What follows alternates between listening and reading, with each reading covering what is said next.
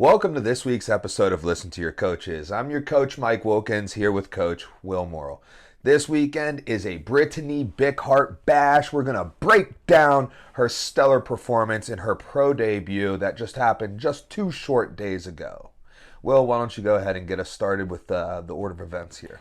Well, also something I think that's important is at the end of this video, we are going to have a special little video from just before the fight from the Airbnb where Brittany talks a little bit about, what it was like leading up to the fight and some of her predictions for how it was going to go down. So I guess getting into the fight itself, or I guess we should start talking a little bit about the overall weekend, right? Yeah, let's talk a little bit about the trip. Yeah. First off, shout out to Brittany. This is she will be the first person to make an appearance on a LTYC episode, and I think it's fitting that it is her. I agree. Good weekend to do it, and excited to have her on. And I think you guys are going to be very interested in what she has to say in her interview type thing that we do with her that we'll plug in at the end here. A lot of good things to take away from that interview, and a little bit of foreshadowing in that interview as well. So let's start from the top. We left Thursday afternoon, Thursday around 2 p.m. Yeah. We headed up to the Poconos where we got an Airbnb. It was Coach Will, myself, Coach Ryan, and Brittany. And yeah, we drove up there, 4.5-hour drive, had a really nice Airbnb. Great weekend to be away too. The NCAA tournament was on, so me and Ryan had a really good time dealing with that. We got there at like 6:30 p.m. just in time for the second round to start at 7 p.m. So Ryan and myself, we hunkered down. Will and Britt went grocery shopping. Yep, we went and got some groceries. We got everything that we needed, for that weekend, and for Brittany to, rehydrate and everything.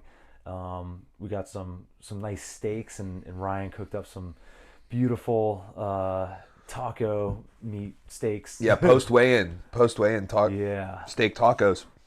It was very good. But we came with a plan. Yes. And we attacked that plan. We sure did. You know what I mean?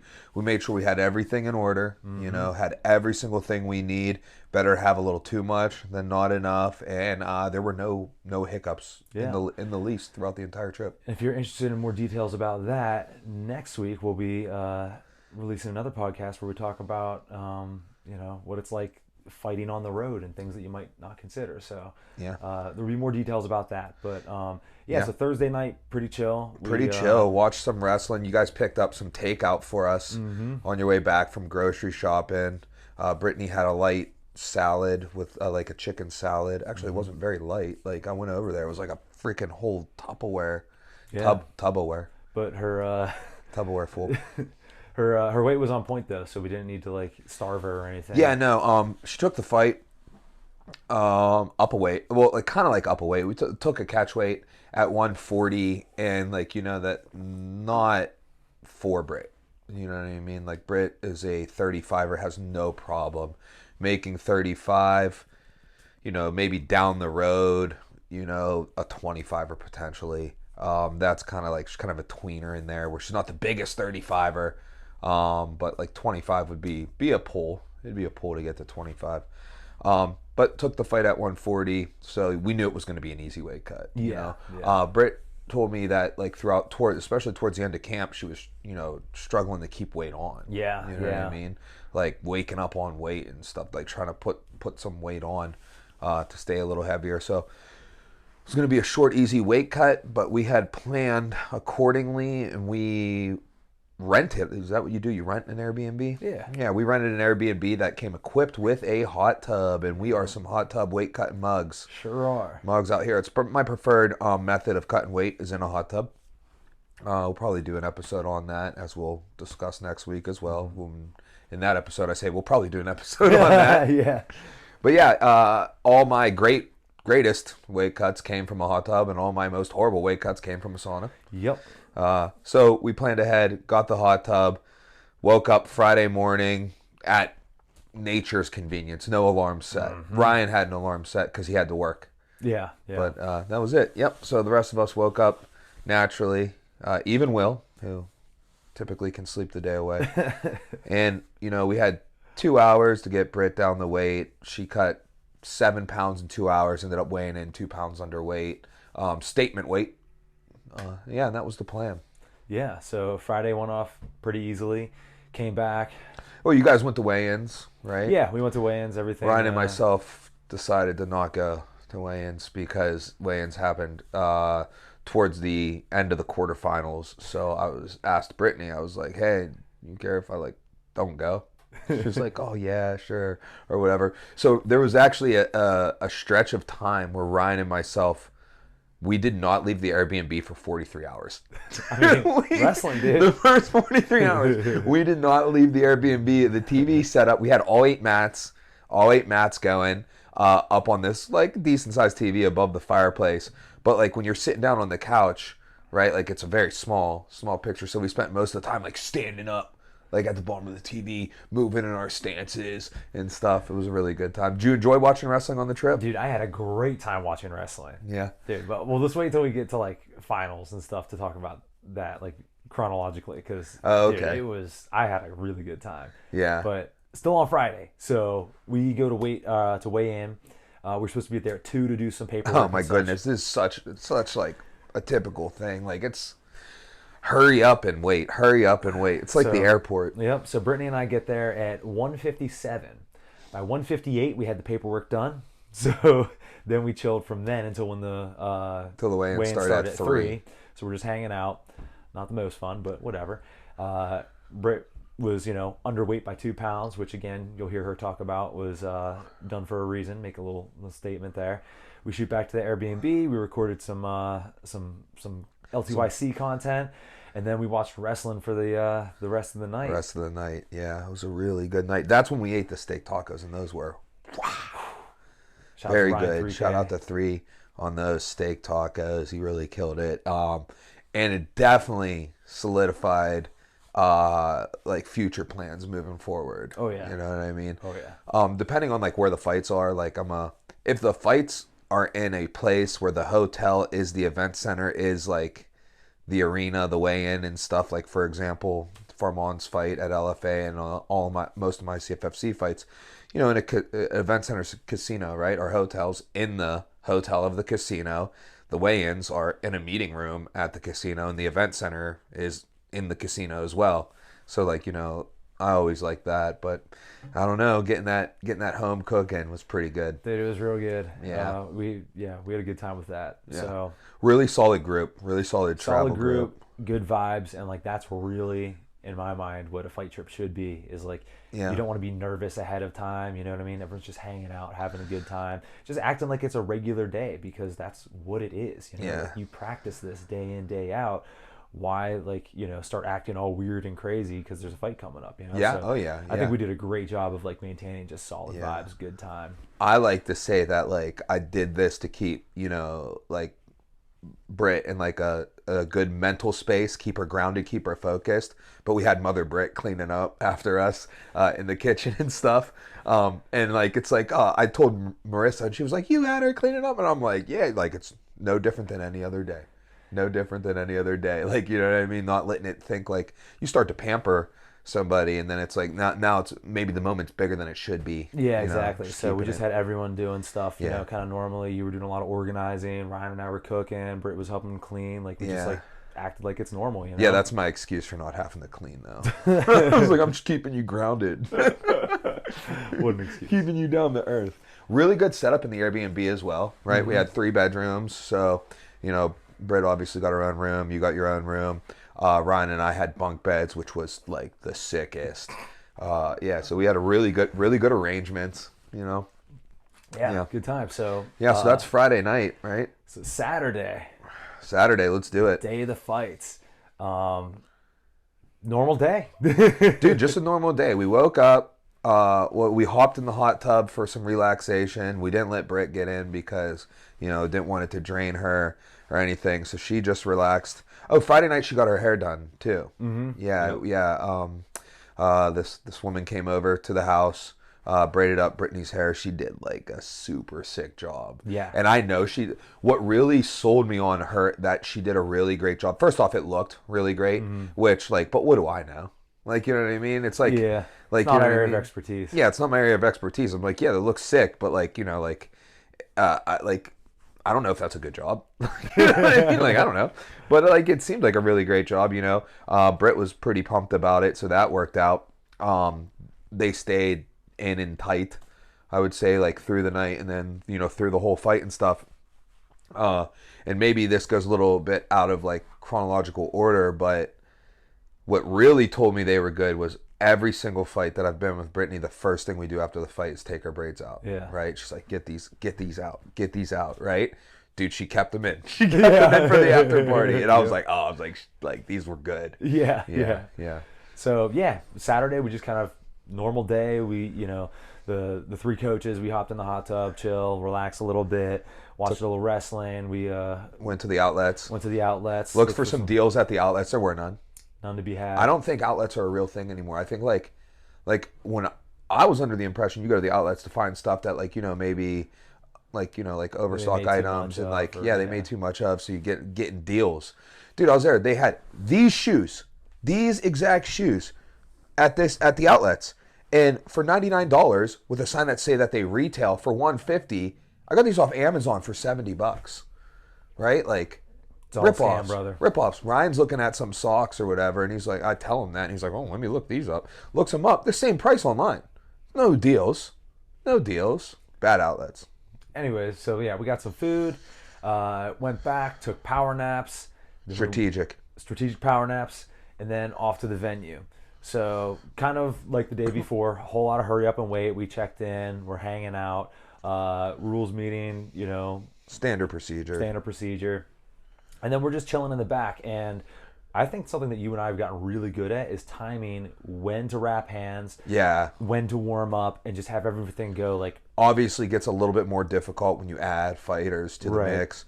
Like on shows that we have 5 fighters, it's like, all right, like maybe some, for example, for this particular fight, Brittany was the 9th fight of the night. So you wrapped her hands after the fight started rather than have her sitting around with her hands wrapped all night. Whereas in a certain situation, you might have to wrap everyone's hands. Well, we might have to, depending on, you know, we prefer you wrap. But, you know, there's been times where I had to hop in and do some hand wrapping myself. You know, I wrapped Tim's hands for the last fight. And then I think I did 2 people for the 247s. I can't remember. Yeah, you know, I'm no stranger to wrapping. And when we need to split it up, we need to split it up. But sometimes, like, you know, if we're going to be in the corners all night, you can't be wrapping hands after the fights start, you know. So, like, you have someone who may be, like, main event, hands wrapped before fights. That's just what you got to do if you're going to have your coaches wrap your hands. And if, you know, we have a lot of fighters on the card, like, we got to figure out the order of operations for that. With an individual fighter, it's just so easy. Just whenever we just pick your spots. And you want to time that properly, because kind of like what you were getting at before is that, like, if you wrap someone's hands like 2 hours before they're even going to start warming up, one, it's just uncomfortable. Like, having your hands wrapped tells you, like, I'm ready to fight. Yeah. And that does start to, like, get your sympathetic nervous system going a little bit and just, like, rev you up, you know? So, like, you don't want to get it going too early. Not to mention, hand wraps deteriorate over time. You know what I mean? Not badly, but, like, you know. Yeah. It's better. I mean, they're best when they're fresh. Exactly. So, we wrapped the hands pretty much right after the card started. There was an intermission that kind of threw off our timing a little bit, but we adjusted pretty quickly. So I think Britt maybe there was an intermission, and there was some confusion on the intermission. We were under the impression the intermission happened post fight 5. Yeah. So fight 6 would return us to action, and either the intermission felt crazy long. I'm starting to wonder, did they do an intermission after 5 and then fight 6 and do another intermission? But like, they might have. I think they went fight 6 and then intermission. I heard that fight was real fast. I heard it was a left hook knockout. Oh, fight 6? Yeah. Oh, okay. Yeah. Do you know who was the fight? The smaller girls title. No, they were fight 7. Oh, well, I don't know that. They were the first fight back after intermission. I don't know then, but either way, we adjusted pretty easily, and we had Britt warming up during that intermission, and then we started cracking pads. and boy was she sharp on pads. She was very sharp. Let's take a step back during the hand wrap session. Really cool. Brittany kind of controlled the locker room. Oh yeah, we should totally talk about this. Yeah, Brittany controlled the vibe of the locker room. It's something that like we've been trying to do lately, I suppose, like as a team. And honestly, Brittany is the one who first brought it to my attention. I'm not a real like big music person, so like I never cared like to like have music. Like I don't even warm up to music. And like headphones. If I have headphones in, like during my warm up, it's mainly just to be like, don't talk to me. Yeah. You know, like I probably don't have music playing. They're just in there. You know what I mean? But you know, I am fully well aware that that is not the norm and stuff like that. So like, yeah. So she comes in, brings a speaker, we get music going. I know we did the same thing for the 247 fights and stuff like that. And she said she got it from being backstage with like the Philly guys like Brady and Pfeiffer, like that squad. She was backstage at a show with them, and they were playing music and just kind of like took over and it like gave it a really great vibe. Yeah, we did the same thing at TBAs. And like you said, 247, and also I think Brittany especially, like her nickname is just like so fitting. Like she's just kind of like infectious, good vibes. Starts banging music, and like everyone around us was like fired up about everybody it. just loved it. It was just like really set a great atmosphere, and like, you know, like she's our only fighter on the card, dude. All the fighters around us warming up just loved it. It was like just set a great vibe, and I feel like it made a lot of people feel a lot better. Yeah. Including 3 UFC belts.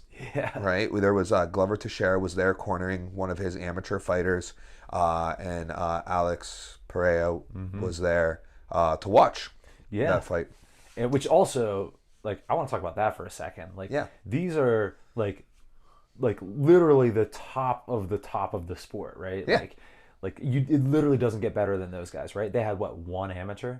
Is that it? Yeah, I'm pretty sure they had one amateur. They had one amateur fighter. They both showed up for one amateur. Yeah, and their guy won, and they weren't like overly. Did he win?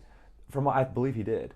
Okay, we were under the impression he lost. Oh, really? Well, either way, they acted just like normal. Yeah, as if nothing happened. Yeah, like, which I think is the right thing to do, regardless. Yeah, you know what I mean. And like, I was just very impressed. I mean, I have first off, Glover, like, clearly like such a great dude, right? Like he was talking to Britt too, just like super solid, like guy. He was just like he was like nobody special. Yeah, you know what I mean. I cornered against him once back years ago, and his fighter won via TKO in the 3rd round, and he came over to our corner after the fight, and he gave like, you know, like a not like a little pep talk to our fighter who had just lost by TKO, and it wasn't like overbearing, like it wasn't like demeaning. No, like right, just like, and it wasn't too much, it wasn't too, like, it was just right, and I was just like, man, like heart of gold on that guy, you know. And like, you know, just showing up for his like amateur fighters, right? That's like, I was very impressed with their team. Yeah, I was super impressed with their team, and they had a lot of people with them. Yeah, you know, they had a big group, and everybody was just like super cool. And also, you kind of mentioned this with like Glover, but Alex too. Like they just acted like normal dudes. They weren't like making a fuss. Like they weren't like acting like they're celebrities. And so they just acted like regular dudes, and then like people would come up and want to take pictures. They take pictures real quick, just keep it moving. Yeah, can't say enough good things about that team. Very impressed with them. Yeah, happy to share a locker room with them. Yeah. So yeah, Brittany just kind of like took over the vibes there. Everything was solid. We get those hands wrapped. We're warming up. She is sharp. Like, real very sharp. And sometimes you don't really want the opponent to see you warming up, but like.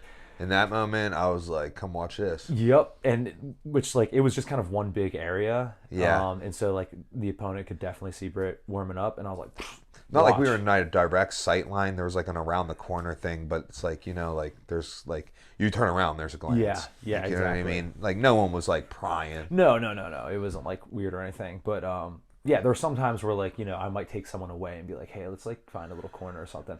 For this, I was like, doesn't matter. It doesn't matter. Like, what you're doing is so sharp. It doesn't. No one's going to stop this. So, perfect warm-up. Timed it really well. Went and walked out. The vibe there was awesome. I'd been there. Dude, it was so cool. I'd been there in the past for some kickboxing fights, Yeah. and it was like cool, but like it wasn't quite as packed and it wasn't set up the same way. Was it Maverick? Maverick, dude, they did a Great job. sick job. The seating arrangement around the cage was like, it was really good. There were some bleacher seats in the back that people could like, obviously you're gonna be stand on and stuff. The ramp down to the cage was short and sweet. Like, dude, it was like cool. It felt like so like everything was on you. Yeah. You know what I mean? Which like it was just a really great use of the space. Yes. Like you couldn't use the space better. Exactly. Yeah. Exactly. And once things were going, like would it have been cooler if it was bigger and stuff? Yeah, it would have. But for that, like they did a tremendous job. I believe I talked to Willie. He said like their next show's in a casino, so it'll be a little bit bigger. But like for the small venue, like it was sick. Right. I would have loved to have fought there. And that's one of those things that like makes a difference when a promotion runs things well. They organize the seating well. They have the walkout area like sectioned off properly. Sometimes you're walking like through the crowd. Yeah, that's kind of weird. Sometimes you walk through the crowd to a staging area first. That's what we did at the USK show. Is we walked like through the crowd to like that little back area as opposed to going outside. So like they ran it really, really well. Very impressed with that. Britt was red, so she walked second, and we're in the back. Again, good vibes, like not overly fired up, and her walkout song comes on. Yeah. Sean Paul, she starts walking out, and as soon as she walks out, I can just feel her like soaking up the energy from the crowd, and I was super confident going in. Which actually we should talk about that too. Like this has been a long time coming. We've been trying to get Brittany to fight for quite some time. I'm happy. I'm so happy. I'm so happy. Yeah, that it turned out the way it turned out. Like I think all the tribulations, I think they're. I'm not like oh like it was meant to be type thing, but like it worked out better. It worked out better. Like if she would have got the original pro debut was a short notice LFA in which the opponent who we took the short notice fight for pulled out like the week of the fight, like 3 days after signing the contract. And like that was like that kind of hurt, you know what I mean? And I think that would have been a good win, but like I think going through that and then having a struggle finding an opponent for October and then a struggle finding an opponent for later October in Invicta and then the December fight, signing it and then having it fall through, that man, it took a toll on Brittany, but like the Britt from who would have debuted at LFA in September and the Britt who fought this Saturday night's Britt would have finished that one. Yeah. Like I would say late second, third round finish over herself, I agree. And now just like hitting on all strides, timing is just working out great, Yeah. So, it was a bit of a process to get this fight to happen. Yeah. And, we had those two fights that fell through. We also were offered a fair amount of opponents who were maybe like, 4-3. Yeah, like just like too much experience. Like it's not like how you like operate. Exactly. You know what I mean? Like you climb the ladder. Yeah. You don't just jump above. Yeah. You don't like, you know what I mean? It's like jumping in the deep end before you can swim. Exactly. And not that we have any doubts about Brittany's skills. Like a lot of these girls, I was like, oh, Brittany could beat this girl, but why are we going against an opponent who has 7-8 fights? Yeah. And then also we said yes to a lot of girls who were maybe 0-0, 0-1, 1-0, around there. And they said no, which is fine. It's not like they signed, a contract or anything. Right, yeah. That's okay. But also, I think this is interesting too. We were offered this same opponent. Yeah, either 2 or 3 times. Yeah, and we said no initially because not to be clear, not Brittany. Yes, she did not say no. I said no. I don't even think she knew about it. Yeah. But we looked up. I said no multiple times. Because like, I'm looking her up. She's asking for 145 or 140. We have other what would appear to be other better options to pursue before doing this.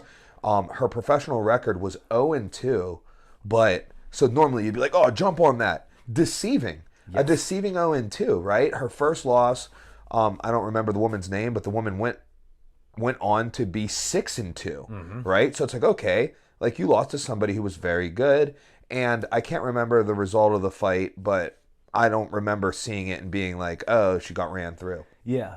And then she fought her second fight, so her second loss. And then that woman is currently 3-0. Yeah. Right? And that fight, I believe, like at least made it to the third round, if not a decision. And it's like, all right, like, you know, you were just two unfortunate matchups for your first two fights is like the appearance that it gave me. Also, right? she trains from a quality gym. Yeah, she's from Law MMA, Exactly. Longo and Weidman, which is like that's a real like quality gym. Yeah. You know, so like you know there were some things that were deceiving about the record. Yeah. And basically, when you're looking at a fight for, you know, your first, like, you know, pro fight, you don't want to fight someone who, you know, on paper looks bad at 0-2, but in reality is really good, right? Yeah. Like, ideally, you'd want the opposite. But we were, at this point, we just kind of needed someone who Yeah, it was just willing like to fight. came around and it was just like, all right, like it's like go time. You know what I mean? Yeah. And luckily, you know, And there were some other behind the scenes situational things like where like we knew we couldn't take it in a certain area because we had had some like talks between camps to where they weren't going to travel that far. Right. You know what I mean? Right. So it was like, all right, well, okay. Yeah. but it worked out. So, you know, Yeah, worked out. Brittany gets in the cage. An opponent is there, ready to rock. Yep. Too late to And- do anything now. Cage doors are locked. They're both standing in there. It's go time. It's go time. And now, all of this podcasting for a very short fight. Yeah, dude. So they get out there. They exchange low kicks, right? Yep. Low kick to low kick. And then there was a jab from her opponent. She caught it, threw back. I think they both kind of missed there. Yeah. And then Brittany really started to pressure in and drew out some strikes from her opponent. You know, was moving her head, throwing a couple strikes back, drawing out more strikes from the opponent. So does exactly what she should do. Changes levels and blasts through. Boom, runs into the double, gets to the cage. Hands get separated underneath the butt. So we typically, especially Brittany, skilled at locking the hands under the butt, which takes away some defensive opportunities because it controls the core a little bit better. But the hands got separate, and her opponent was attacking a Kimura on the backside. You know, it's not over the head, typical Kimura trap, Kimura, backside Kimura. In which, you know, Brittany did a great job of listening to the corner. I asked her to circle towards that Kimura, step her left knee, you know, around the leg there, and that drove the legs back together. She locked her hands, and it was time to lift. Yeah, You know? So a quick little lift to pop those legs out, and she secures the takedown. The Kimura's not really on, but she has kind of like a one-hand wrap of it, so it's something to be mindful of because she can go back to it. So I was asking Brittany to pummel her head underneath the armpit, put it under the chin, which would create some separation between the chest and the Kimura, which would make it difficult to effectively attack it. Brittany, though, cut the corner, rode the head high, ran it up, took the back, outside hook in. Well, near side for her. Couldn't put the far hook in because the cage was in the way. Little throwback. That's exactly how I finished my Bellator fight. Oh yeah, it was. Yep, word for word. And the commentary during that Bellator fight was like, he's only got one hook in. And I'm like, that's the way we're going to play this. Yeah. You know what I mean? I mean, I didn't hear them during the fight. Right, but yeah. Brittany has near side hook entry. Her opponent has control over the near side hand, which typically in a near side hook, if you got your left hook in, then your left hand's going to be the choking hand because the way that the body would align. So her opponent's controlling the left hand. Brittany comes over the top with a hammer fist. She goes hammer, like an over the top backside hammer fist, pulls it back to a front side hook, drives the strike under the neck, which prompts the opponent to lift go of the left arm and grab the choking arm. She then used the left arm to strike until she could put herself in a better position to drive the reinforcement hand behind, and then that was it. One of the things that I really liked about it was the jaw turn. Yes. Yeah, so like, you know what I mean? Like, it's hard. You got MMA gloves on. It's hard to dig under the chin. Brittany went boom across the chin, the jaw turn, which typically prompts due to it like cranking the chin over the shoulder, it usually prompts the opponent or the person who this is being done to lift the chin to prevent like a neck injury, Right. and therefore Give when up a the little chin space. lifts, it slides back to the center line, and then she had the choking hand under in place, struck the other hand into the reinforcement position, and put on that squeeze, baby. Yep. So that was what, a minute and 1 second into the A first minute round? 1 second was the official time. Yep. Time of it. Got up, found some cameras, did some celebrating, some shimmying, Yep. some Stone Cold Steve Austins. Yep. Yeah, I was like, Brittany, what were you doing? She's like, I blacked out. I blacked out. I don't know what I did. It was awesome. That's a moment of a euphoric moment for somebody, and it's just like so good to see. It really is, like this is something that we've been, like, I mean, even when Brittany was an amateur, like we've known this whole time that this was the like, goal. the She plan wants to was go pro. pro. She's going to be a career fighter. So this is, years in the making, and especially since she made that like decision to really Go full time, and just train full time, work at the gym. It's just been incredible to see the growth, like you kind of discussed how quickly she's gotten so much better. And coming from a good starting point too. It's not like she was bad before, It's just been like really incredible to see, and just to see that all pay off in such a great way against, like we said, a deceivingly good opponent. That's just, it's as good as it gets. It is as good as it gets, and it was a great trip, great time. One more thing actually about the promotion. So Mike and I have been a part of many, many, many MMA shows, kickboxing shows, jiu-jitsu shows, right? I've never seen this before. After she wins, Oh, this was cool. they take Brittany to the back. We'll find these pictures. They at did. some They did point. pre too. Remember, they took Yeah. her away like 3 fights before. They did it at weigh-ins too for the promotional stuff. Yeah. Probably for the pay-per-view. And dude, this photographer did something I've never seen in any promotion ever. it So was first cool. off, they have a great setup. They had like these two vertical like lines of light at the back of like a hallway, and then forward lights as well. And he's getting pictures of Britt right in between. And he was like, I want you to scream as loud as you can and like flex like this and like this. And he was like, yeah, when you do that, it gets all like the muscles in the neck and everything to like pop out. Yeah. And boy, was he right. I can't wait till these Bro. pictures come out. Yeah. It it was phenomenal. sick. So we got some pictures. We go back to the Airbnb with the squad.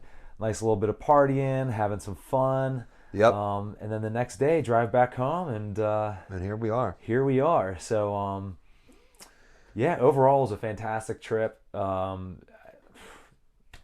have no complaints. All things good. And I'm really excited for 10 out of 10 would do again. Absolutely. We forgot, dude. Wrestling. I've never had bro. more fun watching wrestling. So I enjoy wrestling, right? I wrestled in high school for a year. Obviously, I think wrestling's cool. I like to wrestle. I would say that's kind of a key part of my jiu-jitsu style. I think wrestling's great. But my love of wrestling and my knowledge of wrestling is basically zero when we compare it to Mike and Ryan. Yeah. And so you take something that I already really like, and then you put me around people who like it 10 times more. Obsessed. Dude, it was Obsessed with it. infectious. I had so much fun. And like, you know how when you watch a fight and you get like a backstory, you're like, oh, this guy is from here and he actually fought this dude's little brother, or, something like that. Yeah. Like, I was getting all the backstories, and Mike was like, yo, this dude's actually like a true freshman. This guy, he already has multiple championships. This dude, was cut, and then, the starter got injured, so now he's back in. So I got all the backstories. It was beyond exciting. Penn State did well as a Penn State alum. I'm happy Penn State. about that. Yeah, Penn State won their 11th national title in the past 13 seasons, not counting the canceled season of 2020. So just like kind of omit that. They broke the scoring record, putting up the most points in NCAA history. Previously, an Iowa team from the 80s had 170. Penn State scored 172.5. They also won with the largest margin ever, exactly 100 points. So the second place team only had 72.5 points, whereas Penn State had 172.5 points. And So didn't Brooks win? Brooks won the outstanding wrestler, as well as his fourth national title, making him the 7th four-time national champ, only because his teammate 2 weight classes in front of him, Carter Starace, became the 6th ever four-time NCAA champ. So incredible. They're also the only team to have 2 four-time champs be on the team together, let alone have them do it in the same season. That's nuts. But have it together. The only other team that has 2 four-time champs is Cornell with Kyle Dake and Yanni Diakomihalis. Kyle Dake won his 4th in 2013. Yanni Diakomihalis won his 4th in 2023. So although they were teammates as far as like the international scene and senior level goes, they were never on the same college team. You know, no other school has more than one. Where Oklahoma State has one, Pat Smith. He was the first ever. Iowa State has Cale Sanderson, who is Penn State's coach. He was the first to ever do it while going undefeated. Kyle Dake, as I said, of Cornell, he did it at 4 different weight classes. Freshman 140. He also went true. He didn't have a red shirt. So a lot of people like would use that and they'd be like, "Oh, Pat Smith had a red shirt." Pat Smith had a red shirt his senior year. So he'd already done it. He had won 3 and then redshirted. And the only reason he redshirted is because Oklahoma State received sanctions because their coach was paying for the kids to go do tournaments, and that was against NCAA rules and things like that. So they were barred from the postseason for a season. So he was either going to transfer to Arizona State and wrestle for his oldest brother, Leroy, but this is when John Smith took the program over, right? But he elected to stay red shirt and then do his senior year the next year because he did win as a true freshman, sophomore, junior. Cale redshirted as his true freshman year, which is incredibly common, and then went undefeated the next 4 years. Kyle Dake came in true freshman. He won 141, then 149, 157, 165. When he won 165, he went up and beat the defending national champion and defending Hodge Trophy winner. Hodge Trophy is the Heisman Trophy of wrestling, David Taylor. That's crazy. So he went up and beat Dave Taylor, who is an all-timer in his own right. Ohio State has one with Logan Stieber. He won 2 at 133 pounds and 2 at 141 pounds. Logan Stieber also has an incredibly high bonus rate. Bonusing meaning majors, techs, and pins, matches that are not decided by decision. And then followed up with Yanni in 2023, and then Carter, Starace, and Aaron Brooks this year in 2024. So going back to the Smiths, that's something else that I kind of want to talk about real quick. Is on the way home, we listened to a couple episodes of the Smiths audio documentary on the Wrestling Changed My Life podcast. Yeah, it's on the Wrestling Changed My Life podcast, which is a really great podcast if you're interested in wrestling. If you're kind of like on the fence interested in wrestling, like you're not super deep, I recommend he has audio docs, which are like, you know, like 5-6 half-hour episodes, and they're incredible. And awesome. Like I can't even explain the format of it. He does these like long form interviews, hours of interviews with so many people involved with whatever has happened. For example, for the Smiths documentary, he interviewed over 30 people, like teammates of them, their parents, their sisters, opponents, things of that nature.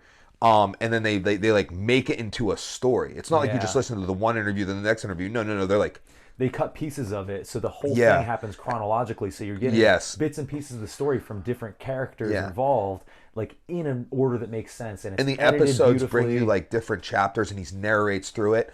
I would recommend most of you, the first one that you should listen to should be it's called the Henry Cejudo Experiment. So he did that one, and it's just like it's just about Henry Cejudo. Something that you guys may not know. Henry Cejudo moved to the Olympic Training Center for his junior year of high school, which most people move to the Olympic Training Center after they graduate college. Yeah. Right? He did his junior and senior years of high school there, and it was an experiment that USA Wrestling did. They're like, hey, what if we took like a kid who had promise? Like, because this is kind of like what we're under the impression like the Russians do, right? Like it's decided, oh, you're a wrestler. Then, okay, at 11 years old, you wrestle. Yeah, Your that's kinda school, how- like you wrestle for your goal, Olympics, and that's all we do. Train for that. It's kind of how Muay Thai works as well. Yeah, so we were like, all right, let's see if we can do it with wrestling. And then, lo and behold, Henry Cejudo at the time became the youngest United States Olympic gold medalist for the sport of wrestling. But it's just like incredibly done, and it's just such an interesting story. So that'd be the Henry Cejudo experiment, and that's the one you should start with. After that, touch on the Smiths. It's a tremendous story about, like basically in the United States, like the royal family of wrestling. The Smith brothers, there's 4 of them. 3 of them have multiple national titles. The one is the first ever 4-timer. The main one, John, who's like the second brother, he has widely been considered the greatest American wrestler of all time, as he won 6 World Olympic titles in a row before retiring rather early to take over and save the Oklahoma State wrestling program as the coach. Yeah, so we listened to, I think, 2 and some change of the episodes on that, and I can highly recommend, as someone who's, like, I like wrestling, but I'm not like a hardcore fan, I can say highly recommended, excellent audio documentary. I got one more question for you about wrestling. Yeah, I'd love to hear it. All right, what was your favorite match? All right, so my favorite match, I'm going to run the finals just because I feel like most people are probably like, I bet you a lot of you guys probably watched the finals, right? It was easy to watch. It's on a prime time. It's the championship. At 149 pounds, Caleb Henson of Virginia Tech versus Austin Gomez of Michigan. It was just such like a high scoring, action-packed match. My honorable mentions would be the semifinal match of Keegan O'Toole and David Carr at 165 pounds, and then the finals of David Carr and Mitchell Messenbrink at 165 pounds. Those would be my honorable mentions. But the one that I think will make you a fan of wrestling is the 149-pound final. I was going to say for mine, Carr against, I don't know which one it was, the Penn State guy. That was Mitchell Messenbrink in the final. Dude, that was a great match. That was a great match. It was very, very tightly contested. So one of the unique things about that is David Carr.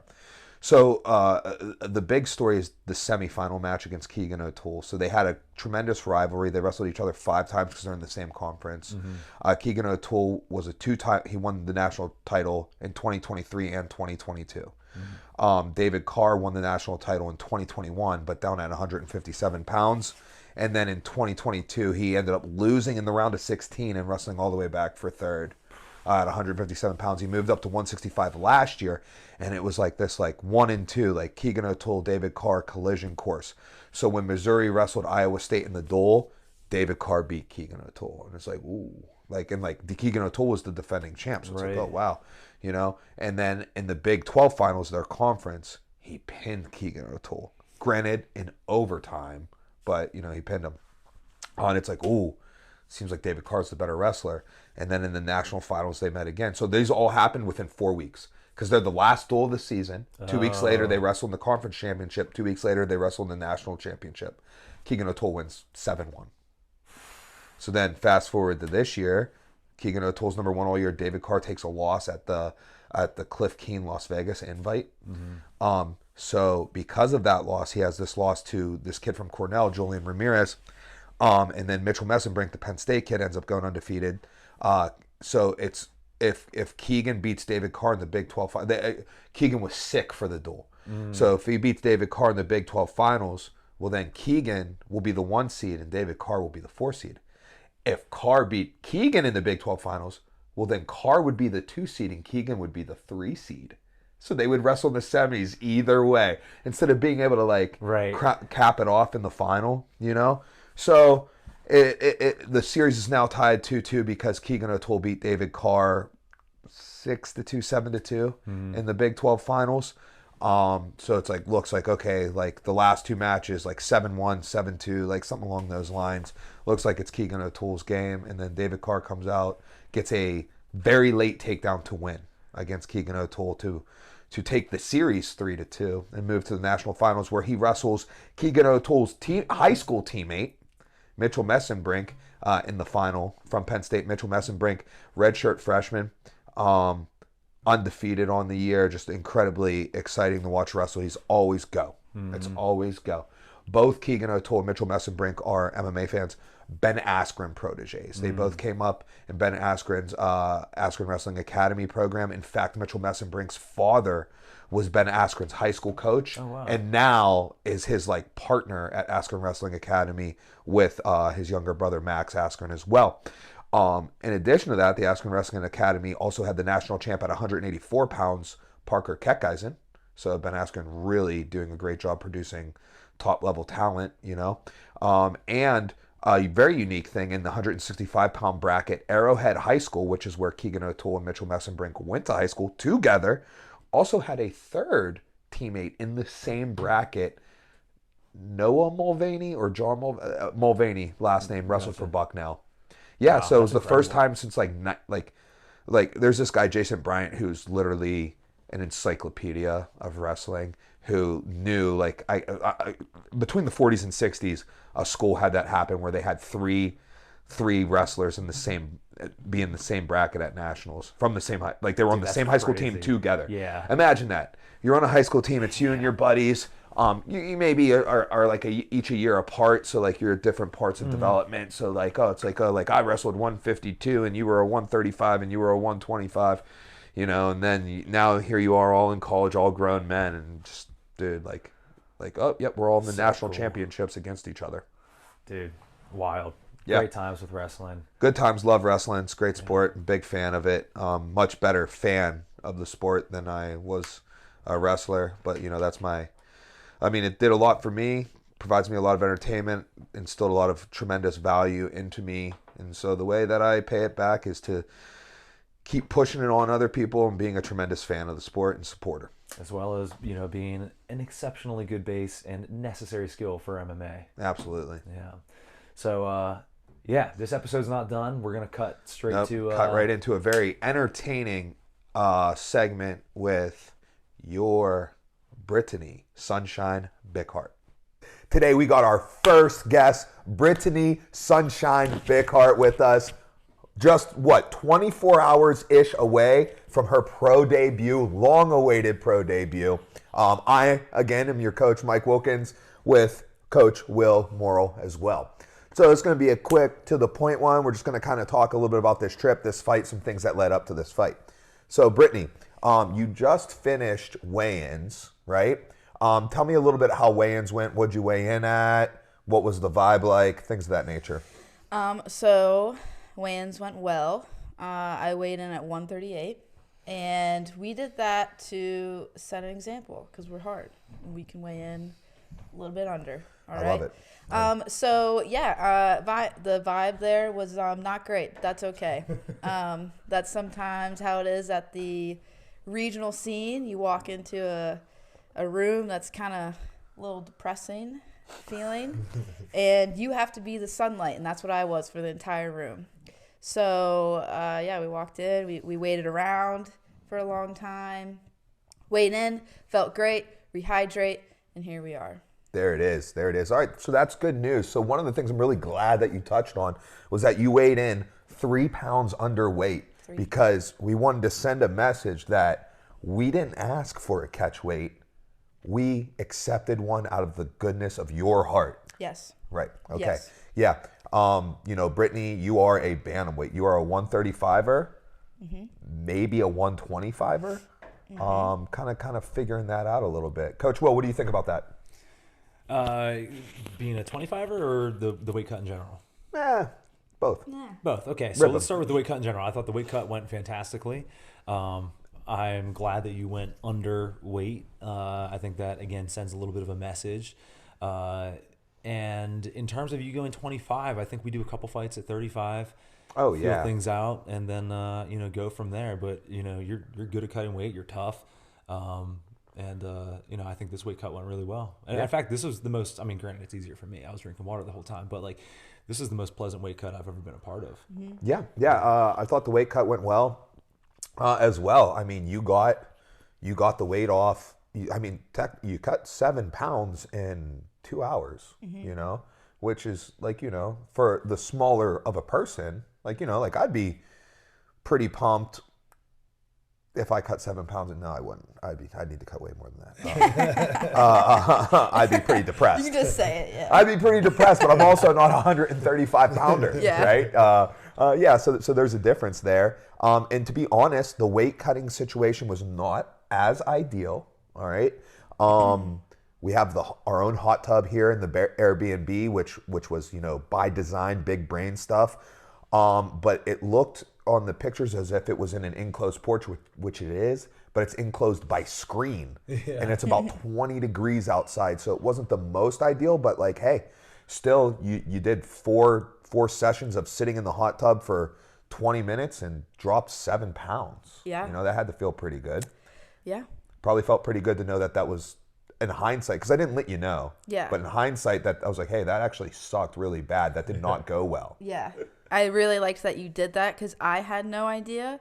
And it was the most pleasant for me, too. And I think because I was with you guys, I was with the boys, we had scenery, we're outside. You're still not in a sauna. Like, even though you're, like, to your, like, neck up under the water, your head's not in the sauna. And you're, like, totally just, like, it's kind of just really, really tough to sit in the sauna like that. So, so it didn't feel as bad. So I kept telling myself, I'm like, this isn't that bad. This isn't that bad, when it got a little hard. So the fact that you were like, that actually wasn't that great, really made me happy. Yeah, it was pretty terrible, honestly, but I didn't want to like kill your vibe in the middle of it. Like, Brittany, this is not working the way it normally does. Yeah. All right, so let's just talk about like this fight camp a little bit and like how great it was. Like, this was such a tremendous fight camp. So let's kind of tell the people a little bit about what you did for this fight camp. Okay. So for a lot of it, for the weekends, I would go out and train with Caitlin Jahagan, also known as Caitlin Sarmonera. Yep. Mm-hmm. And that was just so good on so many levels. To train with someone of that level, and she's 4 in the UFC. She's been around for such a long time. Mm-hmm. She has the utmost respect from a lot of, I think a lot of people around her, especially, female fighters like myself, who are trying to get to where she's at. And just to train with that type of, level and just to kind of like be around her and see her lifestyle and her work ethic. And I mean, literally, it sounds like pretty crazy, but it was like honestly kind of life-changing. And it was just such a positive for me. I literally was on cloud 9. Every time I'd go out there, I never like dreaded the drive and dread the drive coming home. Like, I was excited to do it. I was excited to train. And so that just, I feel like the whole, this camp in a whole, because when we started doing that, I wasn't in a fight camp. And then we signed the fight. And it was actually a girl that she had trained with before in the past. So they're both Long Island girls, the girl that I'm about to fight, Diana. And it was just an unreal experience. And I really think this has just been a very positive fight camp for me. And then coming back, and then like we would all work on things that I was working on with Caitlin. And I think it was just such a, I don't know, this fight camp has just been so different for me because it didn't really even feel like a fight camp. Yeah. I mean, that's tremendous. And like, as your coach, like some of the things that I appreciated about it. So from Caitlin's aspect is her pay it forward attitude, right? Yeah. So like, like she knows that that's doing a lot for you. So like, I really appreciate like that opportunity to be given to you. But also on the other side, you earned that opportunity by being impressive enough at a training session during our training trip that, Ryan Cafaro was like, oh, you know what, you should come out and spar Caitlin, so like you made a good impression. Then you went out and you presented as a good training partner when that opportunity was given. And I think another area where you need to have like the utmost credit given to you is you were driving 6 hours to spar for 3 rounds and then driving 6 hours back, right? You were driving 12 hours round trip. And sometimes, some of these fighters want to act like they want it.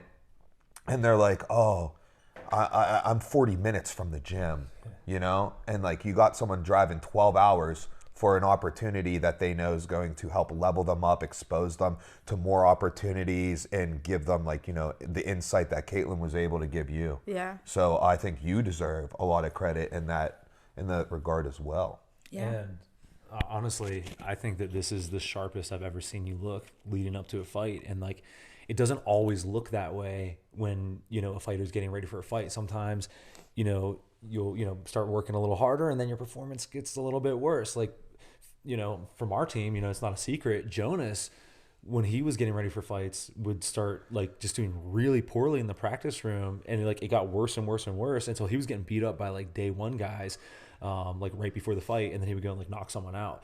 And so it's really cool for me to see like, your sparring last week, like you were so sharp, you were so fast, you were making the right decisions. All the things that we've been training for the past year are just coming out. So like, I'm really excited for this fight. Yeah.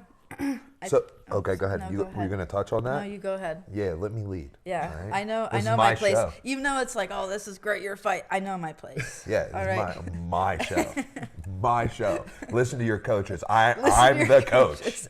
Listen to me. I'm surrounded by them. All right, so just like I think people would want to hear a little bit about like how this trip is going, the environment we're in, the setting, the boys being around. Maybe we throw a little shout out to another coach. Ryan 3K over here. So Off camera. Ryan, just come make Come a on, cameo. just please, flex the on the people wanna camera see right you. here. We got Coach Ryan 3K, extraordinaire, great wrestling coach, great jiu-jitsu coach, and now becoming a great MMA coach as well. Yep. Really appreciate him making the sacrifice to come out and be a part of the team. I think this team right now, this unit, is kind of like an A+ unit. Yeah, he just gave me these glasses, by the way, Oakley's. Yeah. Just So come on. It's okay. It's okay. Will can edit. Did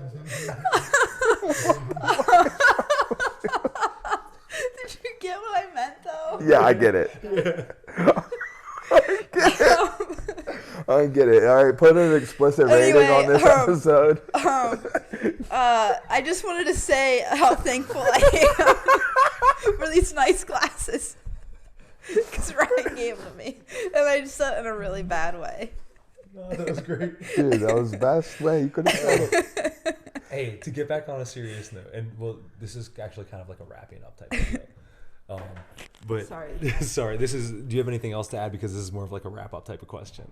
No. We're ready to wrap. All right, cool. So, given that that this video is not going to come out until well after your fight, and we were recording this before your fight, do you have any predictions?